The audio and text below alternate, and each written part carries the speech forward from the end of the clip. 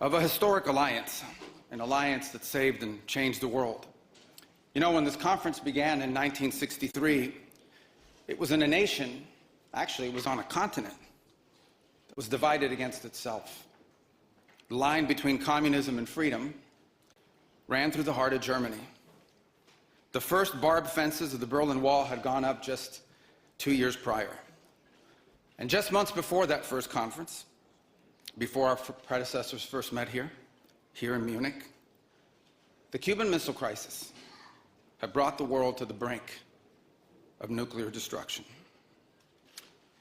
Even as World War II still burned fresh in the memory of Americans and Europeans alike, we found ourselves staring down the barrel of a new global catastrophe, one with the potential for a new kind of destruction, more apocalyptic and final than anything before in the history of mankind. The time of that first gathering, Soviet communism was on the march. Thousands of years of Western civilization hung in the balance. At that time, victory was far from certain. But we were driven by a common purpose. We were unified not just by what we were fighting against. We were unified by what we were fighting for. And together, Europe and America prevailed. And a continent was rebuilt. Our people prospered. In time, the East and West blocks were reunited. A civilization was once again made whole. That infamous wall that had cleaved this nation into two came down, and with it an evil empire. And the East and West became one again. But the euphoria of this triumph led us to a dangerous delusion that we had entered, quote, the end of history, that every nation would now be a liberal democracy, that the ties formed by trade and by commerce alone would now replace nationhood, that the rules-based global order, an overused term, would now replace the national interest, and that we would now live in a world without borders where everyone became a citizen of the world. This was a foolish idea that ignored both human nature and it ignored the lessons of over 5,000 years of recorded human history. And it has cost us dearly. In this delusion, we embraced a dogmatic vision of free and unfettered trade, even as some nations protected their economies and subsidized their companies to systematically undercut ours, shuttering our plants, resulting in large parts of our societies being deindustrialized, shipping millions of working and middle-class jobs overseas, and handing control of our critical supply chains to both adversaries and rivals. We increasingly outsourced our sovereignty to international institutions while many nations invested in massive welfare states at the cost of maintaining the ability to defend themselves. This, even as other countries have invested in the most rapid military buildup in all of human history and have not hesitated to use hard power to pursue their own interests. To appease a climate cult, we have imposed energy policies on ourselves that are impoverishing our people, even as our competitors exploit oil and coal and natural gas and anything else, not just to power their economies, but to use as leverage against our own. And in a pursuit of a world without borders, we opened our doors to an unprecedented wave of mass migration that threatens the cohesion of our societies, the continuity of our culture, and the future of our people. We made these mistakes together. And now, together, we owe it to our people to face those facts and to move forward, to rebuild. Under President Trump, the United States of America will once again take on the task of renewal and restoration, driven by a vision of a future as proud, as sovereign, and as vital as our civilization's past. And while we are prepared, if necessary, to do this alone, it is our preference and it is our hope to do this together with you, our friends here in Europe. For the United States and Europe, we belong together. America was founded 250 years ago, but the roots began here on this continent long before. The men who settled and built the nation of my birth, arrived on our shores carrying the memories and the traditions and the Christian faith of their ancestors as a sacred inheritance, an unbreakable link between the old world and the new. We are part of one civilization, Western civilization. We are bound to one another by the deepest bonds that nations could share, forged by centuries of shared history, Christian faith, culture, heritage, language, ancestry, and the sacrifices our forefathers made together for the common civilization to which we have fallen heir. And so this is why we Americans may sometimes come off as a little direct and urgent in our counsel. This is why President Trump demands seriousness and reciprocity from our friends here in Europe. The reason why, my friends, is because we care deeply. We care deeply about your future and ours. And if at times we disagree, our disagreements come from our profound sense of concern about a Europe with which we are connected, not just economically, not just militarily. We are connected spiritually, and we are connected culturally. We want Europe to be strong. We believe that Europe must survive. Because the two great wars of the last century serve for us as history's constant reminder that ultimately our destiny is and will always be intertwined with yours. Because we know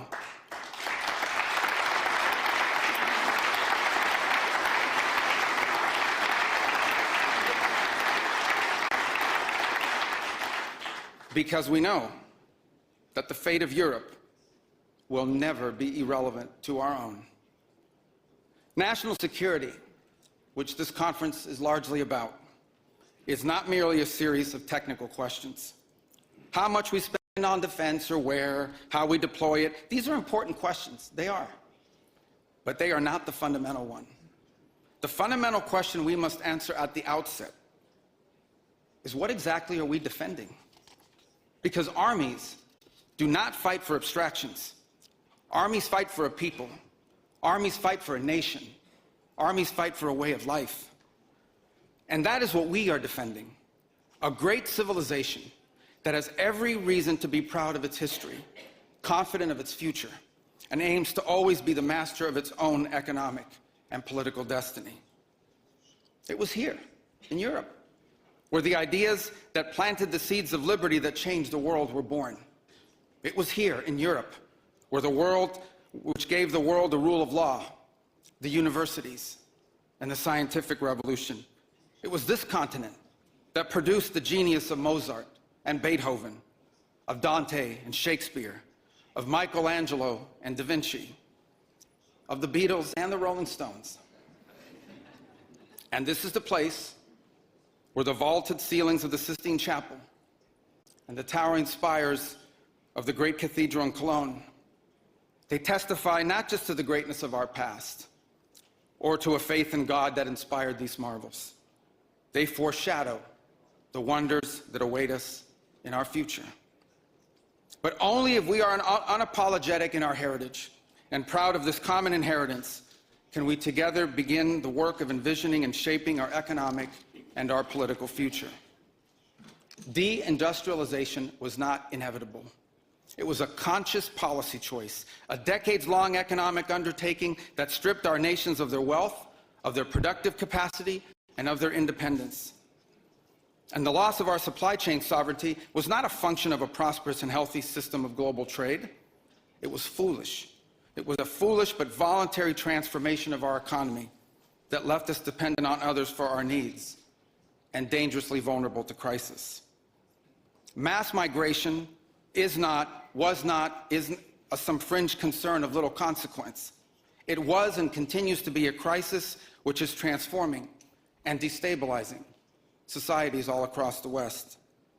Together, we can reindustrialize our economies and rebuild our capacity to defend our people. But the work of this new alliance should not be focused just on military cooperation and reclaiming the industries of the past.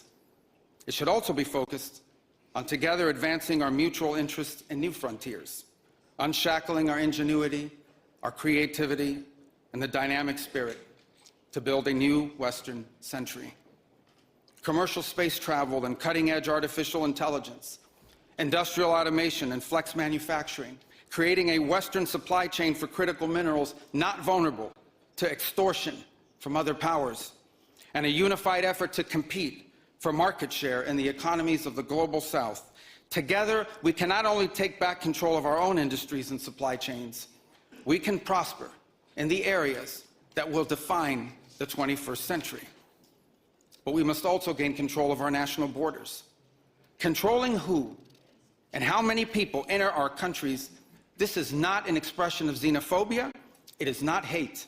It is a fundamental act of national sovereignty. And the failure to do so is not just an abdication of one of our most basic duties owed to our people. It is an urgent threat to the fabric of our societies and the survival of our civilization itself. And finally, we can no longer place the so-called global order above the vital interests of our people and our nations. We do not need to abandon the system of international cooperation we authored, and we don't need to dismantle the global institutions of the old order that together we built. But these must be reformed. These must be rebuilt. For example, the United Nations still has tremendous potential to be a tool for good in the world. But we cannot ignore that today, on the most pressing matters before us, it has no answers and has played virtually no role. It could not solve the war in Gaza. Instead, it was American leadership that freed captives from barbarians and brought about a fragile truce. It has not solved the war in Ukraine. It took American leadership in partnership with many of the countries here today just to bring the two sides to the table in search of a still elusive peace. It was powerless to constrain the nuclear program of radical Shia clerics in Tehran. That required 14 bombs dropped with precision from American B-2 bombers. And it was unable to address the threat to our security from a narco-terrorist dictator in Venezuela. Instead, it took American special forces to bring this fugitive to justice. In a perfect world, all of these problems and more would be solved by diplomats and strongly worded resolutions. But we do not live in a perfect world. And we cannot continue to allow those who blatantly and openly threaten our citizens and endanger our global stability to shield themselves behind abstractions of international law which they themselves routinely violate. This is the path that President Trump and the United States has embarked upon. It is the path we ask you here in Europe to join us on. It is a path we have walked together before and hope to walk together again. For 5 centuries, before the end of the Second World War, the West had been expanding. Its missionaries, its pilgrims, its soldiers, its explorers pouring out from its shores to cross oceans, settle new continents, build vast empires extending out across the globe. But in 1945, for the first time since the age of Columbus, it was contracting. Europe was in ruins. Half of it lived behind an iron curtain, and the rest looked like it would soon follow. The great Western empires had entered into terminal decline, accelerated by godless communist revolutions and by anti-colonial uprisings that would transform the world and drape the red hammer and sickle across vast swaths of the map in the years to come. Against that backdrop, then as now, many came to believe that the West's age of dominance had come to an end, and that our future was destined to be a faint and feeble echo of our past. But together, our predecessors recognized that decline was a choice, and it was a choice they refused to make. This is what we did together once before, and this is what President Trump and the United States want to do again now, together with you. And this is why we do not want our allies to be weak, because that makes us weaker. We want allies who can defend themselves so that no adversary will ever be tempted to test our collective strength. This is why we do not want our allies to be shackled by guilt and shame. We want allies who are proud of their culture and of their heritage, who understand that we are heirs to the same great and noble civilization, and who together with us are willing and able to defend it. And this is why we do not want allies to rationalize the broken status quo rather than reckon with what is necessary to fix it. For we in America have no interest in being polite and orderly caretakers of the West's managed decline. We do not seek to separate, but to revitalize an old friendship and renew the greatest civilization in human history. What we want is a reinvigorated alliance that recognizes that what has ailed our societies is not just a set of bad policies, but a malaise of hopelessness and complacency. An alliance is the alliance that we want is one that is not paralyzed into inaction by fear. Fear of climate change, fear of war, fear of technology. Instead, we want an alliance that boldly races into the future. And the only fear we have is the fear of the shame of not leaving our nations prouder, stronger, and wealthier for our children.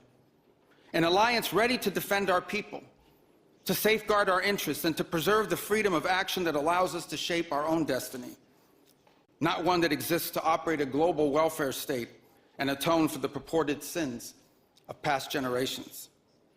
An alliance that does not allow its power to be outsourced, constrained, or subordinated to systems beyond its control.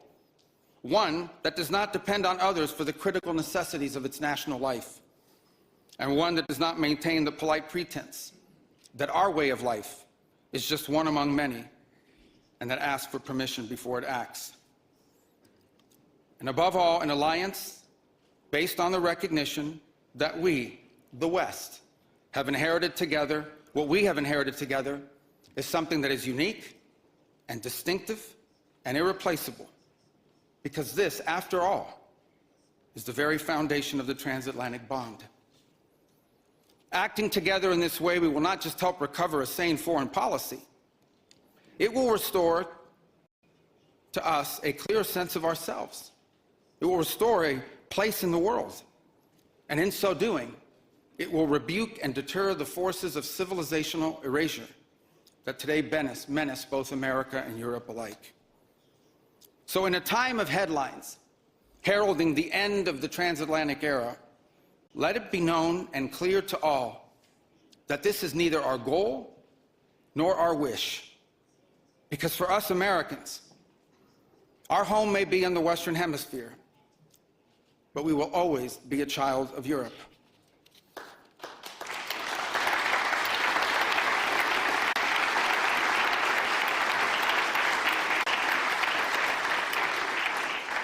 Our story began with an Italian explorer whose adventure into the great unknown to discover a new world brought Christianity to the Americas and became the legend that defined the imagination of our pioneer nation. Our first colonies were built by English settlers, to whom we owe not just the language we speak, but the whole of our political and legal system. Our frontiers were shaped by Scots-Irish, that proud, hardy clan from the hills of Ulster that gave us Davy Crockett and Mark Twain and Teddy Roosevelt and Neil Armstrong. Our great Midwestern heartland was built by German farmers and craftsmen who transformed empty plains into a global agricultural powerhouse. And by the way, dramatically upgraded the quality of American beer. Our expansion into the interior followed the footsteps of French fur traders and explorers whose names, by the way, still adorn the street signs and town names all across the Mississippi Valley. Our horses, our ranches, our rodeos, the entire romance of the cowboy archetype that became synonymous with the American West. These were born in Spain. And our largest and most iconic city was named New Amsterdam before it was named New York. And you know that in the year that my country was founded, Lorenzo and Catalina Giraldi lived in Casal Monferrato in the Kingdom of Piedmont, Sardinia. And Jose and Manuela Reina lived in Sevilla, Spain. I don't know what, if anything, they knew about the 13 colonies which had gained their independence from the British Empire. But here's what I'm certain of. They could have never imagined that 250 years later, one of their direct descendants would be back here today on this continent as the chief diplomat of that infant nation. And yet here I am, reminded by my own story that both our histories and our fates will always be linked. Together, we rebuilt a shattered continent in the wake of 2 devastating world wars. When we found ourselves divided once again by the Iron Curtain, the Free West linked arms with the courageous dissidents struggling against tyranny in the East to defeat Soviet communism. We have fought against each other, then reconciled, then fought, then reconciled again. And we have bled and died side by side on battlefields, from Kapyong to Kandahar. And I'm here today to leave it clear that America is charting the path for a new century of prosperity, and that once again, we want to do it together with you, our cherished allies and our oldest friends.